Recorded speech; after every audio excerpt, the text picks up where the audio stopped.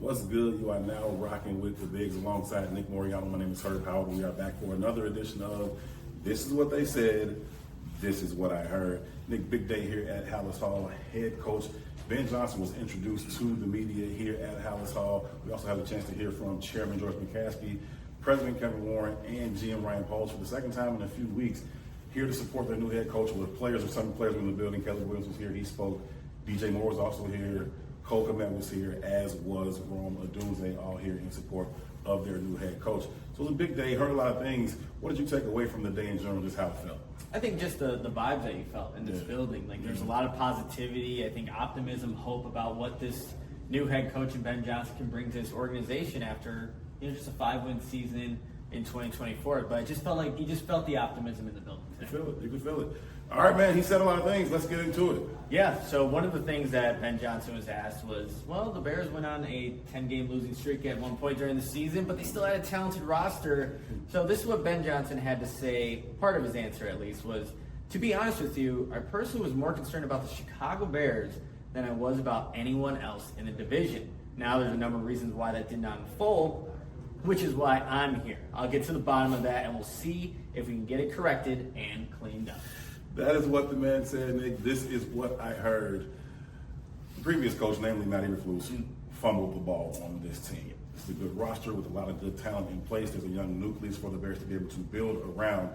He thought this team would be very, very good coming into the 24 season. He was more concerned about them than he was the Minnesota Vikings or the Green Bay Packers, and the Bears simply did not get it done. There's the man that asked the question, Mark Brody coming down the stairs right there.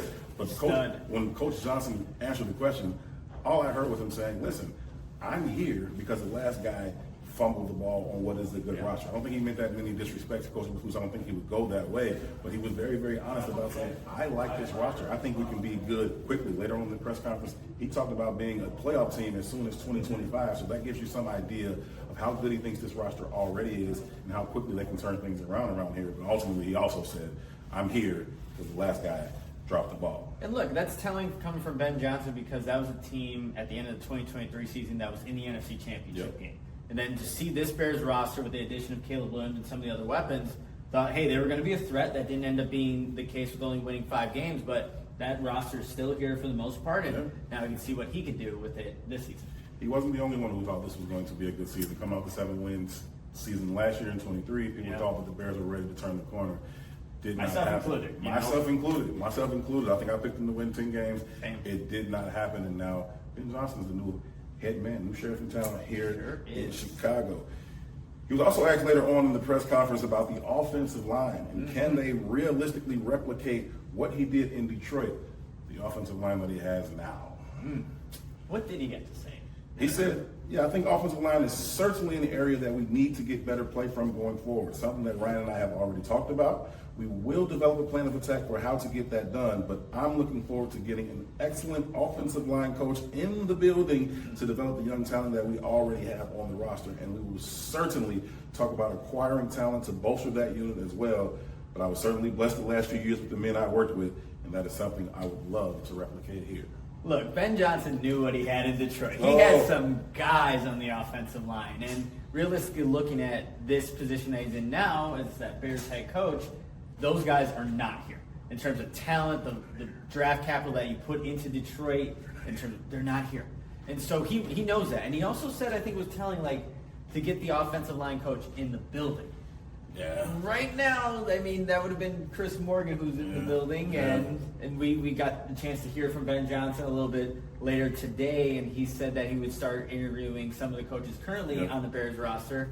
I think he wants to bring his own guy in, someone that's established that can become an excellent offensive line coach, but also talked about acquiring talent. There's that guy in Kansas City that might be playing in the Super Bowl in maybe a week and a half, Trey Smith, when you're talking about guys that have a connection with Ryan Poles back to when he was last there. Maybe you're just connecting dots and adding that talent, but I think Ben Johnson's well aware that he needs to get an offensive line in place to run the offense that he wants to run in his own version with the Chicago Bears. But, I think that, starting there is going to be a great point for Ben Johnson. 100%. Got to get the quarterback comfortable if you're going to be able to do some of the things that we've seen Ben Johnson do and some of the things that he wants to do here. One of the things I was really impressed by him saying was that I am not here to just drop off the old playbook from Detroit and say, hey, Caleb, you guys go run this. He said, we're going to build this thing from the ground up. We're going to tear it down from the studs and build it around what Caleb and the rest of these guys do well. I love hearing that. And so he also talked about like Caleb Williams and just already identifying some things that they're going to have to work on. So he also said he hasn't seen all the tape, but he knows, having faced him twice last year, what he's capable of, but also some of those weaknesses. And that's really going to start kind of identifying this team, start with the weaknesses, work on those, and then get the best out of each and every one of his players. Senior Bowl coming up. I know you're going to be down in Mobile for that, and we'll get into free agency as well. I'm going to put you on the spot right quick since you brought him up. Kansas City letting Trey Smith get out of there?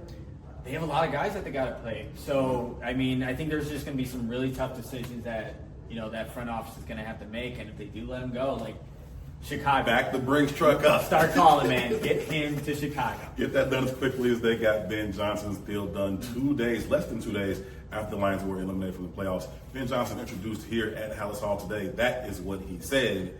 This is what we heard. For Nick Moreano, I'm Herb Howard, the Bigs Media. Sus.